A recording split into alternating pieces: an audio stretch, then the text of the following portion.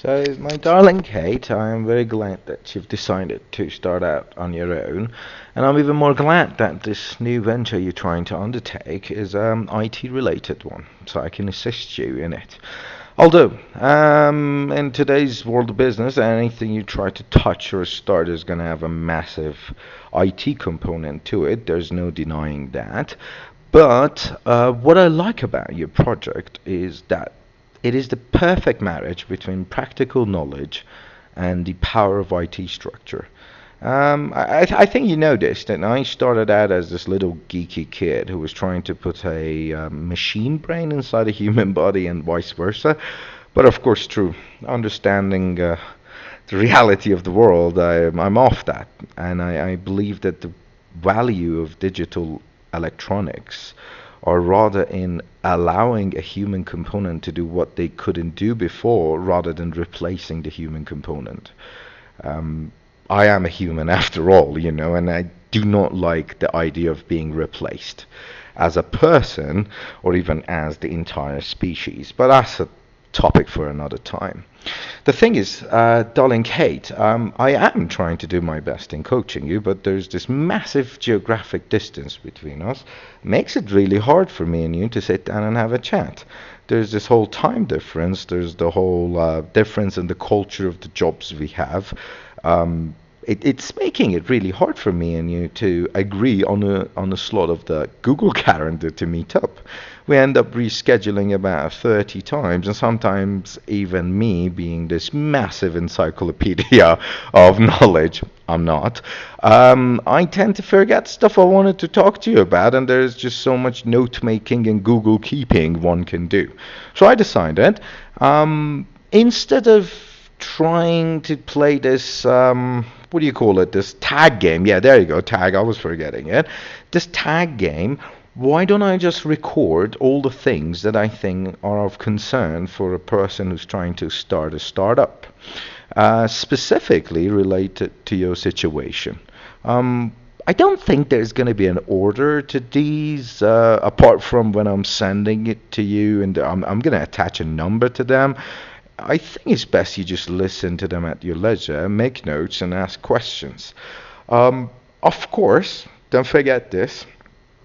I can only share with you the knowledge I have learned or the knowledge that I think I know I have learned. Oh, sorry, I think I know or I have learned. Um, I can't really teach you the things I don't know. And if I've learned something wrong or incorrectly, I'm going to do that as well. I mean, I'm going to teach you the wrong thing. So take everything I tell you with a pinch of salt, and that pinch of salt is the whole Googling it, checking the Wikipedia, asking other people. In through this process, you are going to learn things better because you are going to check out references other than just me. And in doing so, not only you learn that topic better, you have this opportunity to correct me if I have made a mistake. And if you know me, which if anyone does, you would, I like to stand corrected. I think there is nothing more attractive than someone or something teaching you something, and that person or that object is attractive to me. Of course, not in a sexual sense. It's been a while since I've had sex with a book. So, let's start with something very simple that I've told you this before, but I want to reiterate it and stress the fact that let's listen to this point. When you're trying to start up a company, and if there is an IT component to it, and if you're not an IT person, as you are not, I want you to focus on a very simple fact. There is literally nothing that computers cannot do. This is very correct. Yes, there are tasks that we won't be able to finish in this century if we start them even with all the computing power on this planet, but that doesn't negate the fact that there isn't anything we couldn't calculate with computers given enough power. Now, why would I tell you this? I mean, you can turn around and say, dude, I don't have the budget of the United States or the DARPA, so why would you even tell me that? Of course, that would mean for me, well, I'm trying to be you, that, yeah, there are things I can't do with a computer, but that's the whole point. There aren't. Or there isn't. Oh shit, my grammar. Oh, there isn't. Here's the deal. First off, knowing you and almost everybody else who tries to start a startup, practically people that are not IT, they're not going to come up with ideas that are going to be impossible to calculate with a computer. Or a supercomputer, or a bunch of computers connected through the cloud, or peer-to-peer connection, or whichever. What is my point? My point is, let's say a lawyer dreams up of a system that will allow for his or her clients to streamline giving him documents and then having a video call or whatever. An accountant dreams up a program that takes all the input and makes all the calculation necessary to come up with what is tax deductible, what is not. And it makes it complex and more complex, and it takes into account the weather and the price of the dollar, whatever. In his mind, this is very complicated. But in reality, it's not. For computers, all we have to do is model something, given the data, and they will process it. Let's take it another step further. Somebody's designing a car and they have in their mind calculations that should be done by a program which takes into effect a million different parameters. They think this is something impossible to do with computers. Absolutely not.